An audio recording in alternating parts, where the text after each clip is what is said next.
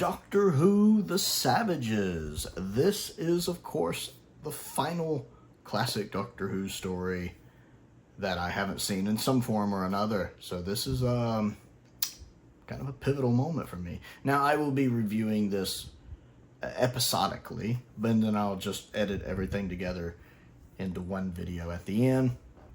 Let's talk about part one. Now, I am watching the black and white animation first. I've heard a couple people say the black and white animation actually works better than the color one. So I'm probably going to watch the black and white animation, then the reconstruction, then the color animation. Though the color animation may be a Patreon exclusive. We'll see.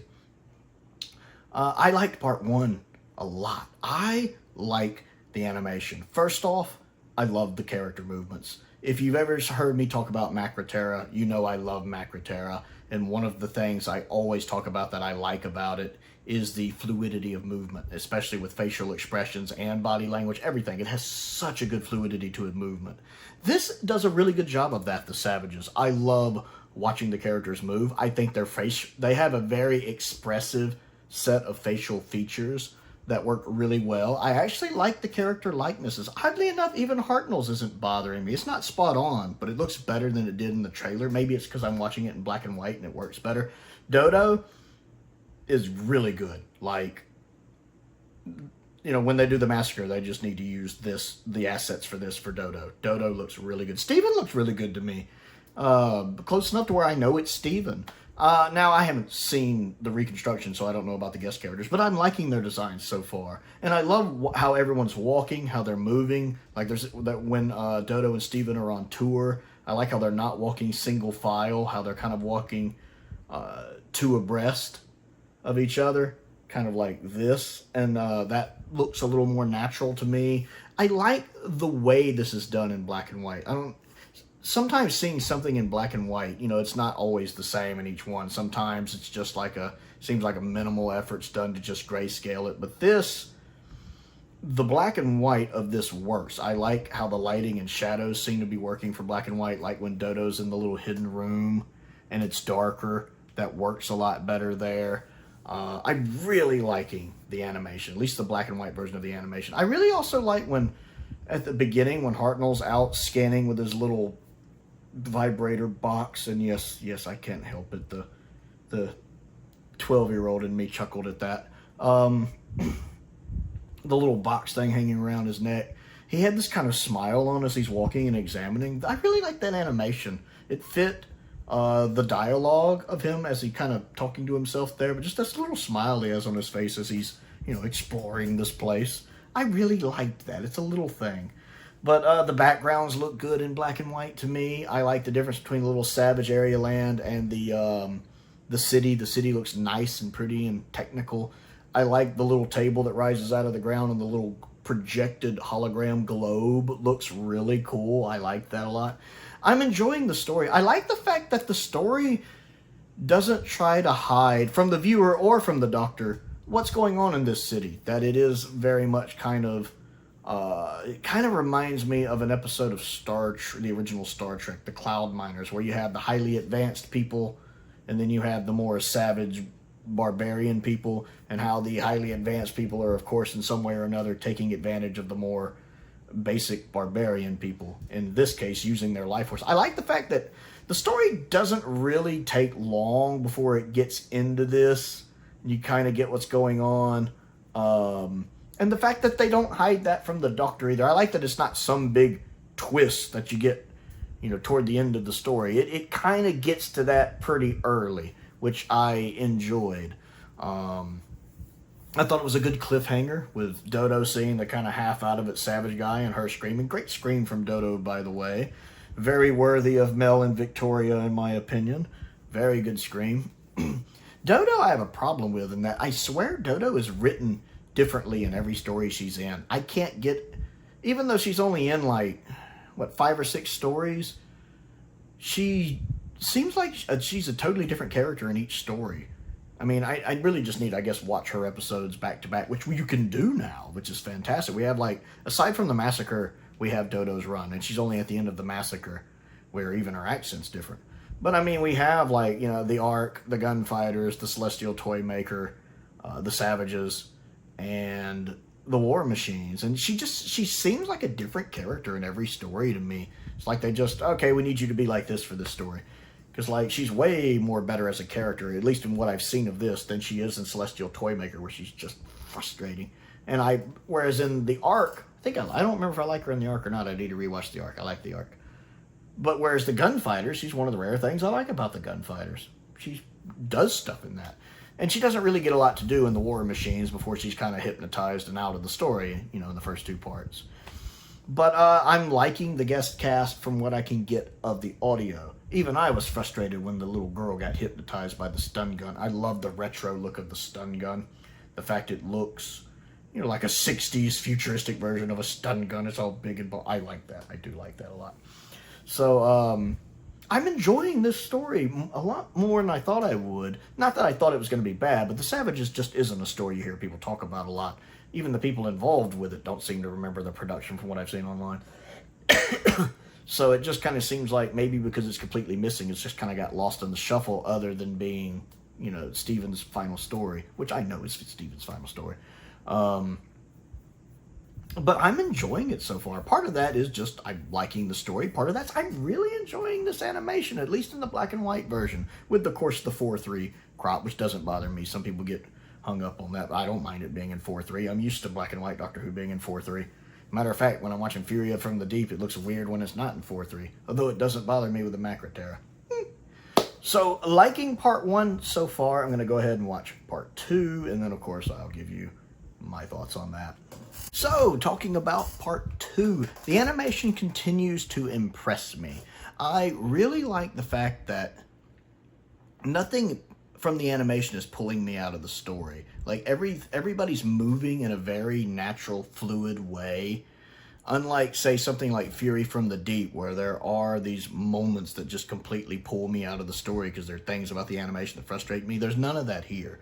I constantly feel engaged with the story, especially with the way the characters are done. The backgrounds look good too, but I really like the characters. Also, I love the ray gun effect, the little stun gun. First off, I just love the concept that it can kind of hypnotize people into like a zombie state and they'll obey commands.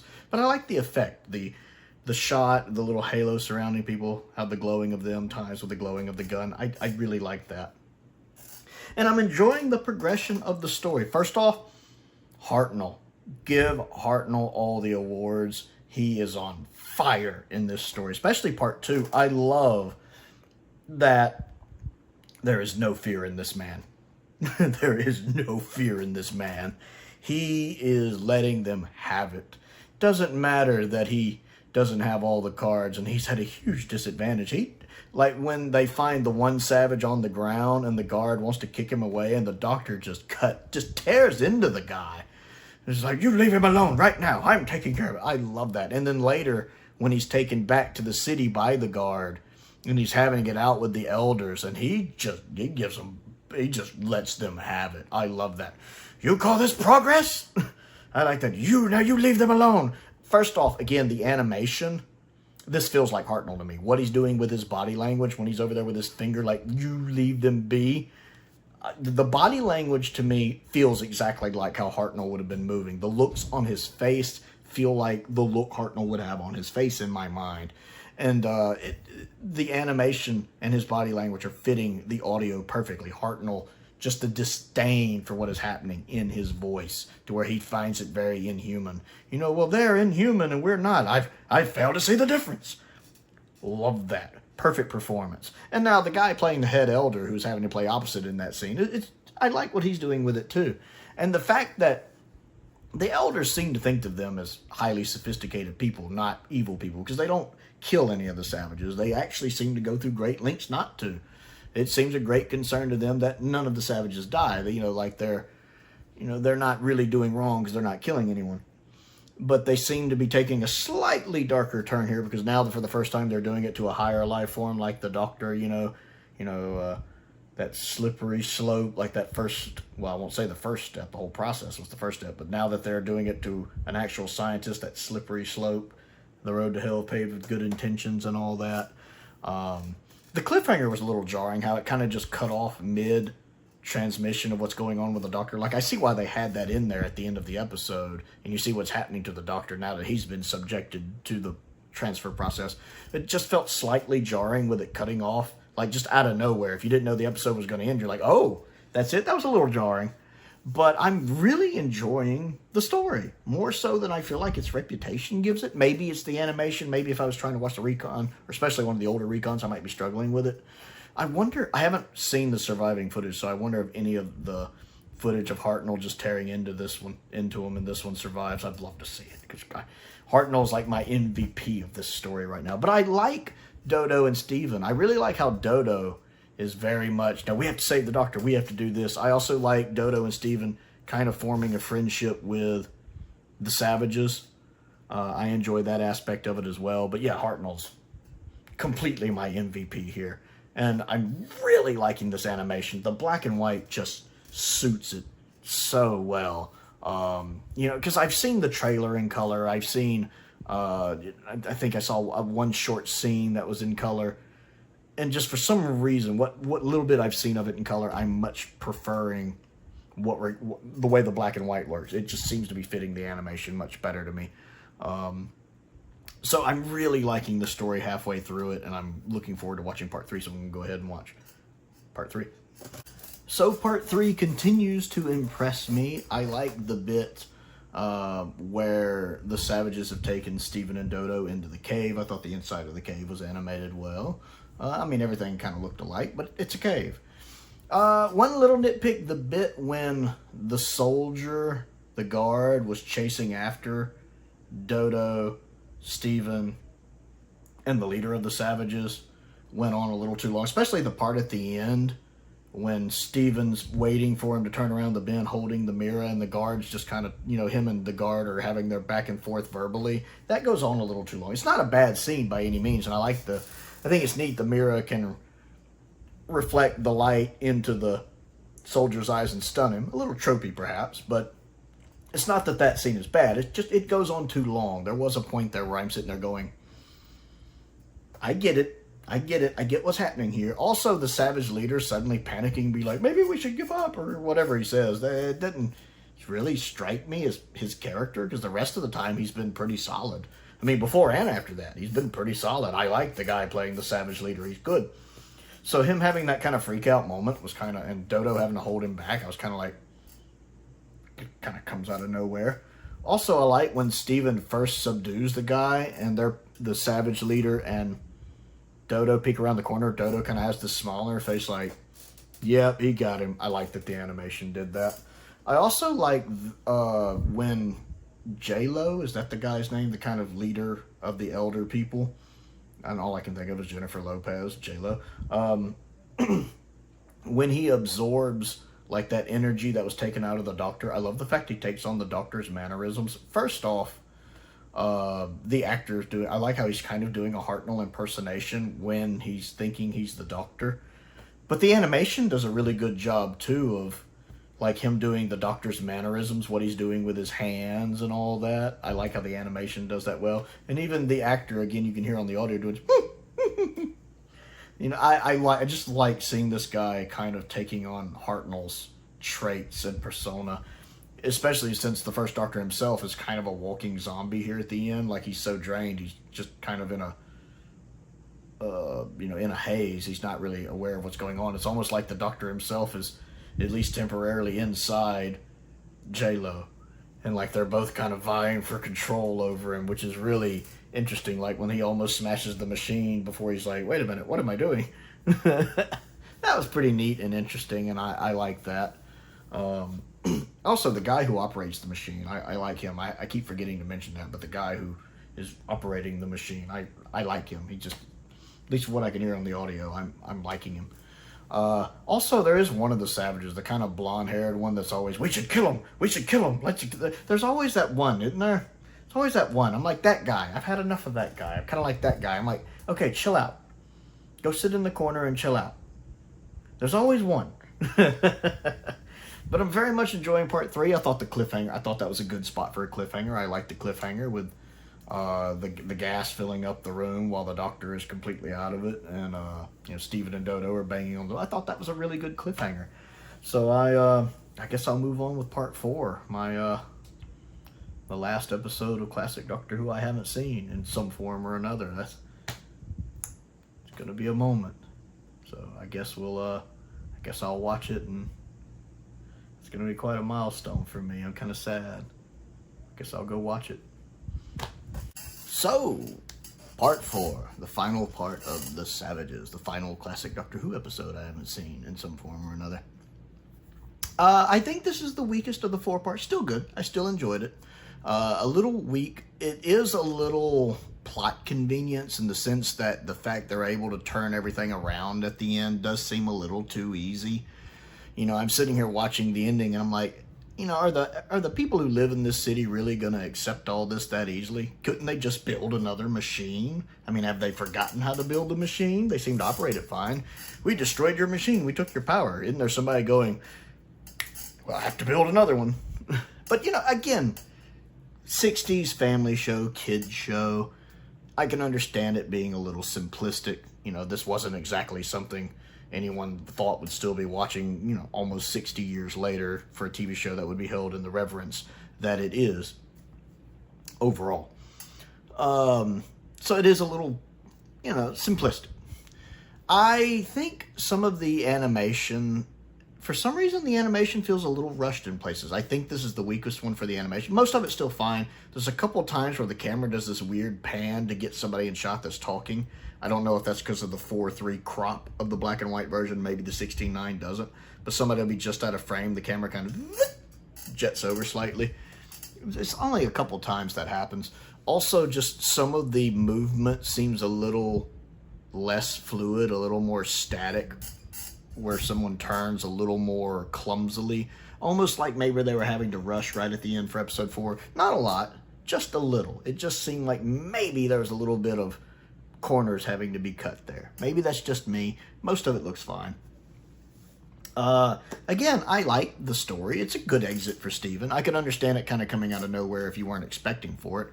But then again, after so many of the modern Doctor Who companion exits are so over the top and overdone. Oh, they died, but they didn't really die. They died, but they still get their happy ending. You know, I like a companion departure that's just like this. Much like some regenerations are. They're just kind of tacked on to the end of a story. And that's good because you don't have the departure overtake the story, and the story is not just about the departure. And it works. I think it's a nice exit for him. I think it works really well. I think Steven and the Doctor have some nice words between them. Dodo and Steven have a nice little moment there.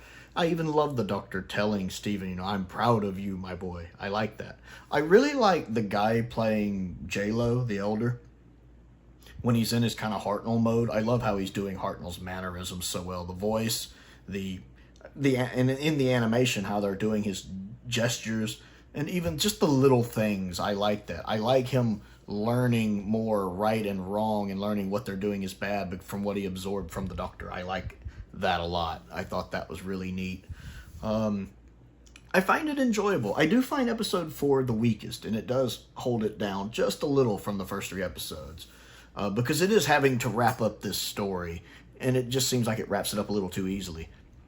I feel like the story is underrated, though. Like, I wonder if this is a story that would be a little more in the Doctor Who fandom's consciousness if it was complete.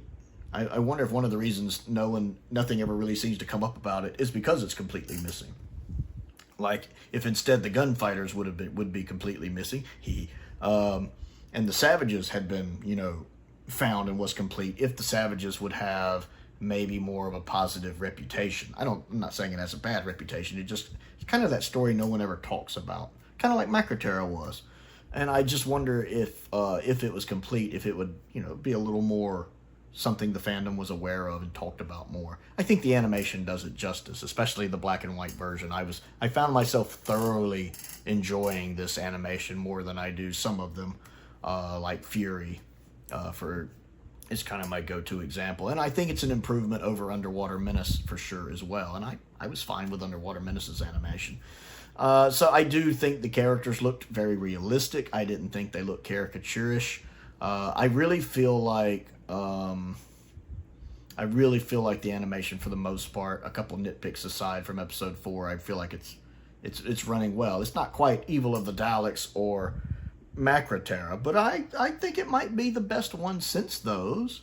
I was pleasantly surprised how much I enjoyed it. It fits the black and white version well. I'm thinking I might not think as much of the color version simply because the trailer and stuff didn't impress me, but they were probably still working on it at the time. And I liked the story more than I thought it would. I thought it would be just kind of a run-of-the-mill story, and, well, to be fair, I'm not saying it's not, but I found myself very much enjoying it. I really like Dodo in this one. Dodo is a character that my opinion of her just depends on the story, because she irritated me in Celestial Toymaker, but I liked her in the Gunfighters. And I like her in this. I can't remember what I think of her in the Arc. I need to rewatch the Arc. But yeah, I like the Savages. Great watch. Great animation. Great story. Great performance by Hartnell. Hartnell was just... I mean, the whole story, he's good, but he was really killing it in episode 2 when he was just laying down on him. And then the guy playing J-Lo is good. Apparently there's a character named Avon, too. I was like, okay, it's obviously not that Avon, but still, I was like... So yeah, I really liked the Savages. I had a really good time with this one. This was a great final story to have as my final story to complete my classic Doctor Who run, now that I've seen all of classic Doctor Who in some form or another. This was a good story to have as the last one, and I'm glad that my final classic Doctor Who story was one that I had a very wonderful viewing experience with a good animation and a good story that I enjoyed. So the Savages animation, what do you think of it? The story, the animation, etc., etc. Your thoughts on it, comment down below, and let's talk about it. Don't forget to click the like button and the subscribe button as well. I also have a Patreon if you like what I do and would like to support what I do, or if you just like, you know, little exclusive perks that only the patrons get. Like, for instance, when I do the color review for that, I think that will be a Patreon exclusive, whereas the Recon version will probably go up here as well. Check that out. There's a link to that down in the description. I want to give a shout out to some of my top tier patrons, Colin Coney, Sam Venning, Finn Perkins, and Unknown289. I appreciate their continued support, as I do the support of all of my patrons and my YouTube members. Very much appreciated. I have a P.O. box down there. If there's anything you'd like to send me to look at and review, I love getting fan mail. I do. I still want to see the Box of Delights one day. I keep hoping somebody will send me that. And I think maybe a couple of the standard edition collection sets might be on sale right now if anyone wants to check that out. I have a link to my Amazon UK wish list down there, and a link to my Amazon wish list is down there as well. Check those out. Most importantly, thank you for watching.